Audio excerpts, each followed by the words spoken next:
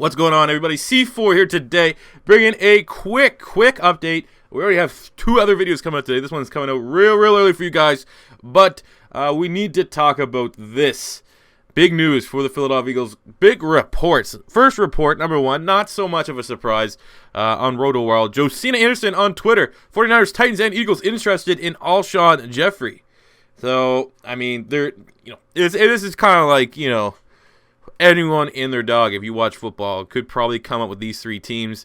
But now that's, it's beginning a little bit more steam. It's officially coming in headlines. I guess that's a little bit better than just, a fan base that's just trying to make something that it's not. I think, obviously, this is what we said all along, is that the other teams outside of Philadelphia that may want to try to land Alshon Jeffery in free agency, they have a little bit more money. So as soon as the bidding war starts, right now it's just the 49ers and Titans. I would not be surprised to see the Rams name pop up there. What are you going to do? Eagles are going to be the first team to bow out once things get into a bidding war. It's no surprise that Alshon Jeffery will be one of the most coveted free agents this upcoming free agency period. But I guess it's nice. It's just nice to be mentioned. It's nice to hear the Eagles in the headlines for the good reasons. Trying to improve the team, get Carson Wentz more weapons. But I mean, Alshon Jeffery, that's been all offseason long. So, I mean, likelihood still not very high. I know there's a lot of Eagle fans out there. I'd say the less smart ones, just the more casual fans, they want Alshon Jeffery. I told a story on Twitter, actually. Some guy, I met him at a pizza shop, and we're talking about the Eagles. He said, "Hey, man, you an Eagles fan?" We started talking. He said my voice sounded very familiar to a guy who watched it on YouTube. I didn't say I was anything, but it was really, obviously it's nice for that guy to meet a celebrity of my stature. But when we're talking, he was like, "Man, we got to get Alshon Jeffery, though." I was like, man, too much. He's going to cost too much money. He's going to cost too much money. There's too much risk. Because then you get a Lane Johnson scenario where we get a guy that's one suspension away. Obviously, he would be phenomenal in our offense and a great weapon for Carson Wentz. But I think, not only just from the fact of a bidding war, we're going to fall out. But I don't know. I just think it's too much money. We've been burnt. We've been burnt by a very good player. Lane Johnson, one of the best, maybe the best right tackle in the NFL. I'll say right now, Lane Johnson is the best right tackle in the NFL. Great player, but he can't stay on the field. And what's the fucking sense of having all that money on a guy that's never going to touch the field because he likes to take his Mexican supplements? And then the other news, though, which kind of makes, my Debbie Downer, like I said, the likelihood of Alshon Jeffery, if I was giving it out of 100%, I'd say the Philadelphia Eagles maybe 30%. So, they're still in it, but unlikely. But the other news, just coming out literally half hour ago, Chris Mortensen, Mort Report, he's kind of a solid, reputable guy, even though he's on ESPN and they're going down the shitter. Chris Mortensen reports the Saints are discussing a trade involving Brandin Cooks with both the Tennessee Titans and the Philadelphia Eagles. So this is good on 2 things. One thing is that, it may potentially cross off, with Brandin Cooks now being a potential target, it may cross off a team in the running for Alshon Jeffery, which could make him a little bit more affordable. But in the debate between Alshon and Cooks, I would actually much rather Brandin Cooks in this side. He's safer, doesn't have the suspension, and he's more of a scheme fit for what we need right now. If you said Alshon Jeffery and Jordan Matthews, obviously a huge upgrade, but they're both big-bodied, rangy wide receivers. Kind of similar. But then when you get Brandin Cooks and a Jordan Matthews, Brandin Cooks can stretch the field, can also play a little bit of slot. You also get gimmicky plays. You can have him kind of run like a poor man's Tyreek Hill a little bit from Kansas City. And you best believe Doug Pearson has got tons of tips and tricks from Andy Reid this offseason on how to use a guy like a Tyreek Hill.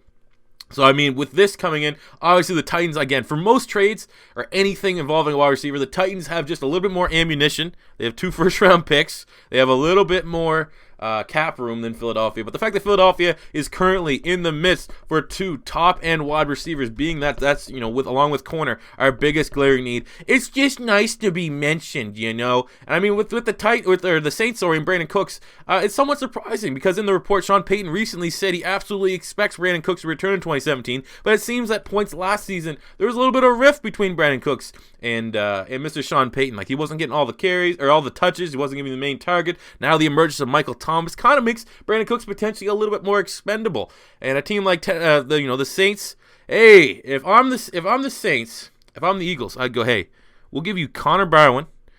Obviously, he's better 3-4 than 4-3. But Connor Barwin, we have 2 guys on the defensive side of the ball that we are looking to move in Connor Barwin and Michael Kendricks. Both those guys would be starters on that Saints defense. So maybe there's something there that can be worked out. But for me, I would much rather at this given point get Brandin Cooks. He's way cheaper too. He's still on that rookie deal. And I think he's a better complement than getting an Alshon Jeffery. But let me know what you guys think about that. Do you want Alshon? Do you want Brandin Cooks? We probably won't get any of them. It's just a case of blue balls. But let me know in the comment section below what you think about these rumors as we get ready for Combine Weekend coming up tomorrow. There's going to be a lot of new content coming on the channel. I'm going to be releasing my positional rankings 2.0. I think I might go up to 10 before I just did the top 5. I think I might just give it my final 10.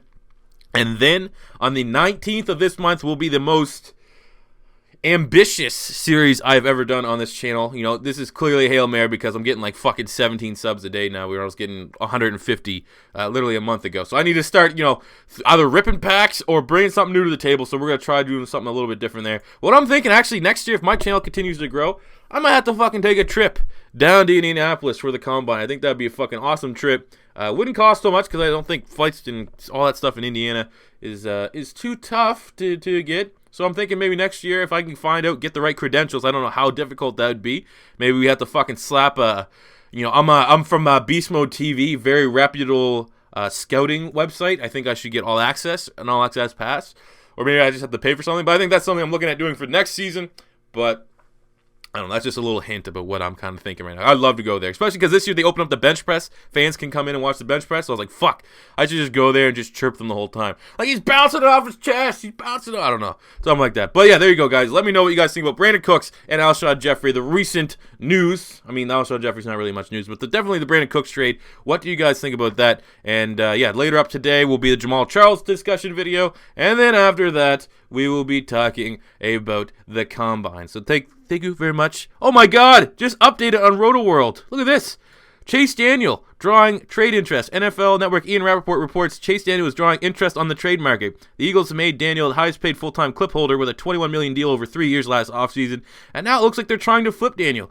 We take Rap Sheet's report more to mean the Eagles wanted to get rid of Daniel than their team's actually trying to acquire for him. Whew. There you go. I don't know.